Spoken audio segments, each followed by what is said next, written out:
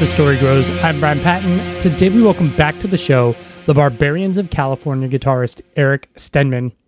The new Barbarians of California record, MEGATONS, is out next Friday, August 21st. Eric talks about the whirlwind the band has been on since the debut album dropped, how the writing process for the new record varied from the first album, being open to all possibilities as a band, and more. To my ears, MEGATONS is an absolutely more chaotic and unhinged listening experience than And Now I'm Just Gnashing My Teeth, while keeping the Barbarians of California vibes throughout. So make sure you check this record out when it drops next Friday. I will put a link in the show notes to my first conversation with Eric, where we dive into his musical and recording background, the origins of the Barbarians of California, and we talk about Training for Utopia's Throwing a Wrench in the American Music Machine. So check that out. Thanks so much for listening to this episode of As the Story Grows. If you're brand new to the podcast, welcome. You can find links in our show notes or at asthestorygrows.com for our mailing list, our Discord server, and our Patreon page. Enjoy today's conversation with Eric from the Barbarians of California.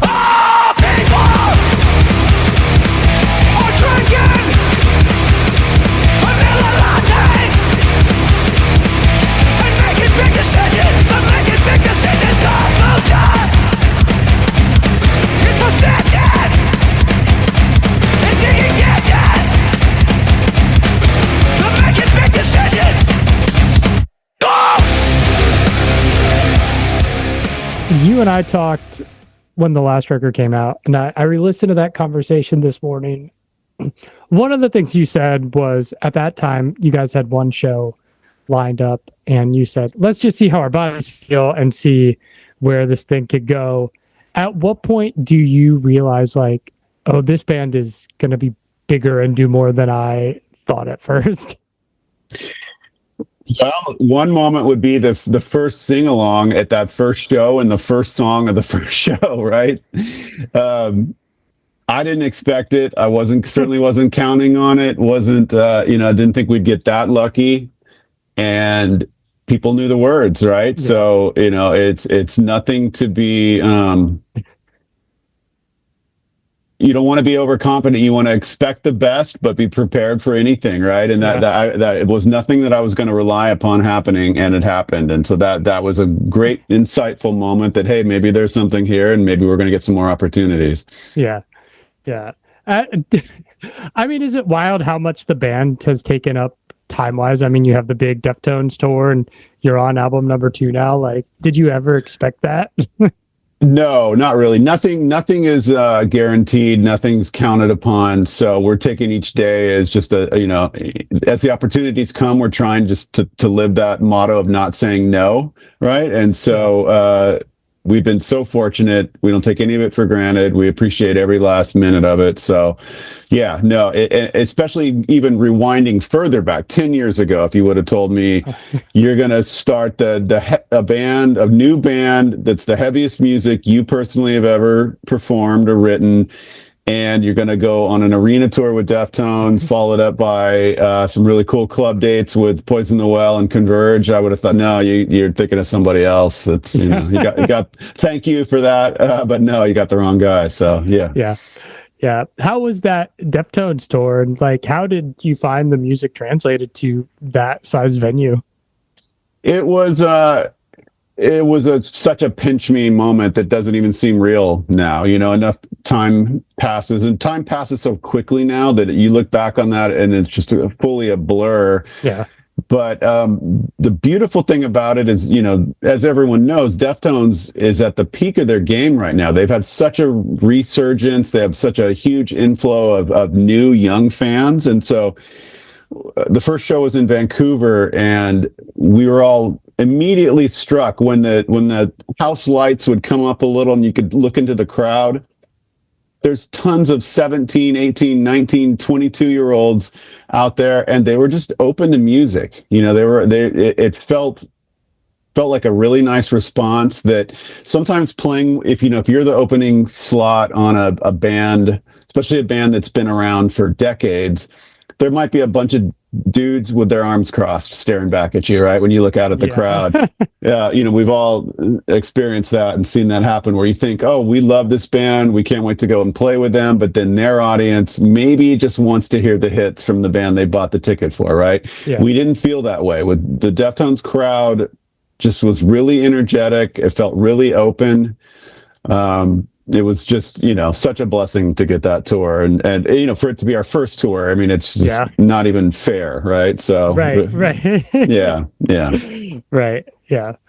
Let's talk about this new record. I know the first album was basically your secret project that kind of came to life once you showed Aaron the tracks. How did the writing process change this time around now that you've toured and you've been a full band for almost 2 years now, right? Yeah. Well, the thing I would say, the biggest difference is that Aaron really came in hot musically on this next batch of music, right? So, yes, we had a jumping off point with the first album because not that every musical piece of, that's in there originates from me, but that we had a collection of things to kind of build the sound palette from, right? Yeah. This time around, there was a few straggler riffs that I wanted to carry over that didn't find a home on the first record, but Aaron came in swinging with a lot of musical ideas, which immediately, I think, elevated just the overall process, right? And I found myself, and I think Zach, our other guitar player, we found ourselves trying to, come up with a part B to the part A that maybe Aaron had, or come up with a part that goes over it, or, and so there was definitely competition just within the band to kind of keep the bar high and never stop. Yeah. Did that help? There's a quote from you in the press release about the sophomore slump and not wanting to fall into that, but when another member comes in and goes look at all I bring, does it help revitalize and maybe feel less pressure? Well, it's a different kind of pressure, right? It's nice just to have bullets in the chamber, right? Just the more parts you have, the more songs you can create. At least you have something to work with. But you want to elevate your game to, what's being presented in front of you, right? So it's a different pressure. And I would say any pressure that we did feel making this record was just within our own band and our own, wanting to let's make this worth everyone's time. If we're going to keep making music, let's make it as good or better than anything we've done leading up to here. Yeah. Having been able to take that debut album and play on those two tours, did that change kind of the way you maybe approach songwriting, or a way you knew you wanted to write for that live environment that was different? Subconsciously, I think that can't help but happen, but it's really just felt like a natural extension of whatever we started with, and I believe that Aaron and I just kind of have a good gauge of what is the Barbarian sound, or what makes a Barbarian song, and what will work, what will not work. But I would say playing the songs live definitely factors into the equation, and then also with both albums we released singles leading up to the full drop of a full length, right? And so you learn even just from releasing a song every month or two and getting feedback and getting some perspective and hearing it through other people's ears. These songs, all of them to whatever degree are created in a bubble that we self-produce, we work out of our own little studio, and so you get such a different perspective once things are out in the world, both in a live performance setting and just, once things are on Spotify, on Apple, on YouTube, all of it.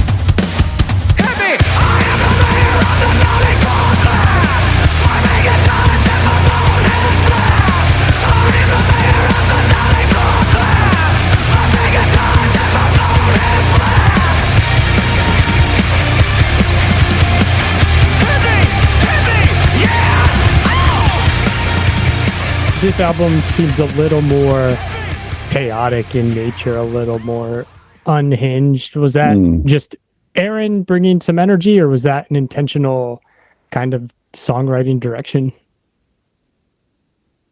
I wouldn't say intentional. I would say, I guess, it's, once again, here it is out in the world, and I'm hearing a perspective, coming straight from you. So, No, I don't think we set out rules, or we didn't say like, oh, this didn't work, let's avoid that. It's just, whatever the progression was probably an organic, natural response to just trying to create more of the same yet better, and that's the biggest challenge, right? Is the longer you're operating as one band or one project, you have to reinvent yourself on each album, but you need to sound like right? Yeah. It's that balancing act. We've all seen the bands that make it to album 5 and take too big of a departure, or the bands that just do a carbon copy of what they did before, and okay, it's cool, but it's you gotta find that sweet spot in between.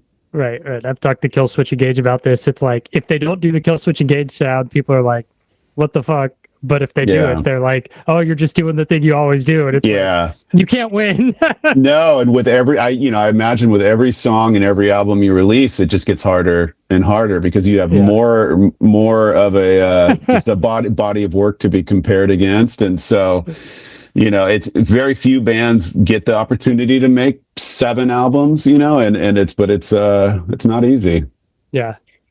Album's called Megatons. Where'd that title and kind of the concept for this album come from, outside of Aaron's brain, right? Yeah, it's anytime you have to name something, right? It's you pick something, you go with it, and you hope you don't resent the choice later. It just came as kind of a joke, like the outro to the first song on the album, which is called Back to the Valley. We were just sitting in the studio thinking that's one of the heaviest pieces of music we've heard. And, it's all, we're biased, whatever, but we just thought, megatons, like, what's a measure of weight they could encapsulate, a riff that we're trying to bring into the world. So I guess that's as much of an answer as I could give. Aaron may speak differently to that, but, we liked the word, all capital letters. It looked cool. It translated into a really cool logo that we're about to put on a hat. So, hey, there we go. Yeah, it's kind of funny how really, really rad, which is sounds very Every Time I Die inspired, very breakdowny into the Megatons track, which explains the whole thing. It's well played. Very cool. Nice. Yeah. Yeah. Did Aaron kind of handle all the lyrical aspects of this record again? Yeah. The lyrics are his domain. I'm happy to stay out of that. And, he'll come to me for a grammatical input here and there of a word, or, does this make sense? Does this not? But no, he's certainly the mastermind lyrically. And I'm happy for that. I love staying in my realm of riffs and snare drum tones, Nice. Who came up with the album artwork this time around?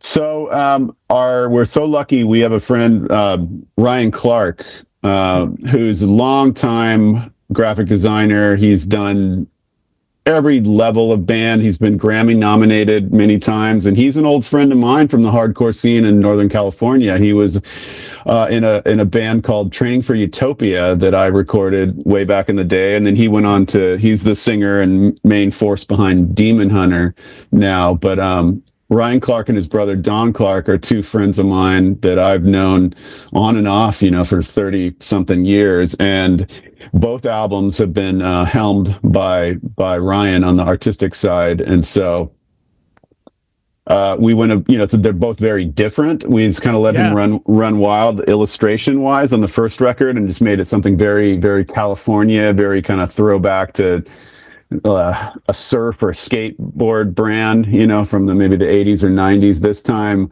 kind of in the theme of the Megatons, we went just with these, towering buildings and this huge blimp or Zeppelin in the sky, and just kind of wanted to have the albums, if they sat next to each other on your, on your shelf in your house, be just very opposing and very different. But it's just, it's one of the fun parts of continuing to make music and having each of these albums have their own identity and live within that identity. In the tunnel of love, put a hat on. She's a lady in red, put a hat on. Take your ski mask off, put a hat on. Man, I don't care about your feelings, put a hat on.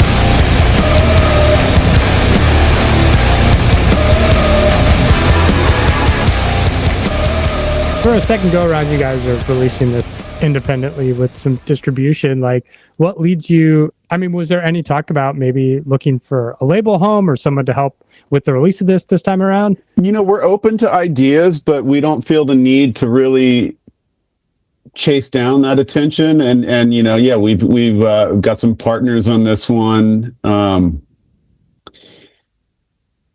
20 years ago, it really felt like the label that you were on made a difference, right? There was these gatekeeper labels, whether it's Victory and Revelation in the hardcore world, or Touch and Go in the indie rock world, Sub Pop in the grunge/indie rock world. And, to be on those labels meant so much and gave you such a head start, and you became part of that identity. Nowadays, it just seems like everything's scattered, and the gatekeepers, to a large extent, have kind of been cast aside, and people find music on their own, and one song leads to another. And I started off with not so much faith in the algorithms, but like I've gotten some really nice feedback of people saying, I'd never heard of you, your song came on after song X, and I loved it, and now I'm listening to you every day. So like it's amazing when the robots get it right, and it does happen. And I've found a few things that way. So that's the upside of this modern world that we live in. And as I mentioned before, you really could write and record a song, and a week later have it out in the world. Yeah.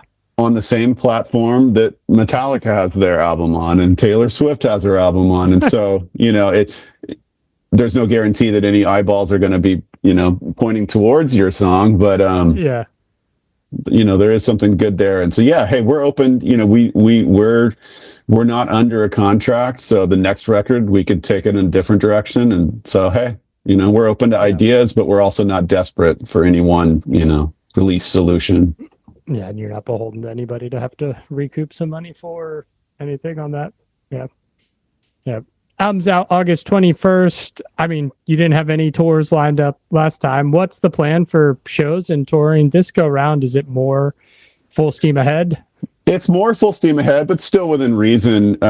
We play another opening slot for a Guns N' Roses date in Kansas City 2 days before the album comes out, which is a crazy statement on its own. But then the album will come out, and then a couple weeks later, we were lucky enough to get on a couple really cool festivals, Rocklahoma and Louder Than Life, with another another Guns N' Roses show in the middle that we're then filling in a bunch of club dates. So we're gonna definitely go and test things out as far as playing some headlining club dates in some cities we've either never played in or certainly never headlined in. So should be fun. But we just got word Chicago sold out over the weekend. Nice. So really cool. Chicago's our little home away from home. Yeah. How has time with the band affected doing other production and studio work? It's just, I have zero time. So we just, when we got home from the Poison the Well Converge tour, Aaron was really hot to trot to work on new AWOL Nation music. So we hit the ground running, got a lot of work done towards some new AWOL Nation songs. And then as of this week, we're starting on a new Barbarians song. So, it's kind of no rest for the wicked, but it's just everything's still fun and feeling, natural. So we're just trying to ride it out as much as we can. Yeah, it seemed like the last record came out, and then you released all the live videos, and then there were new singles, and then here we are. It's just always going. Yeah, I don't think this will ever be a band that tours 8 months out of the year. Never say never. I didn't think a lot of this would happen, but like I said, we're just trying not to say no. And when cool opportunities come up, we're trying to just make ourselves available and find a way to make it happen.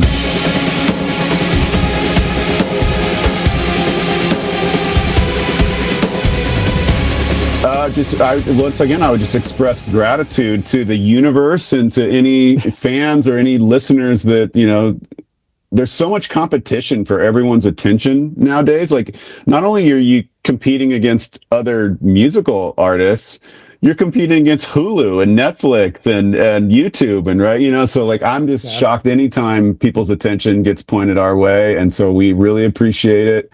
We're having a blast. We hope we're also bringing some fun into other people's lives, and can't wait for everyone to get to hear this set of songs as a complete album, and then hope to see some people when we play in Nashville, Milwaukee, Minneapolis, Omaha. So it'll be great.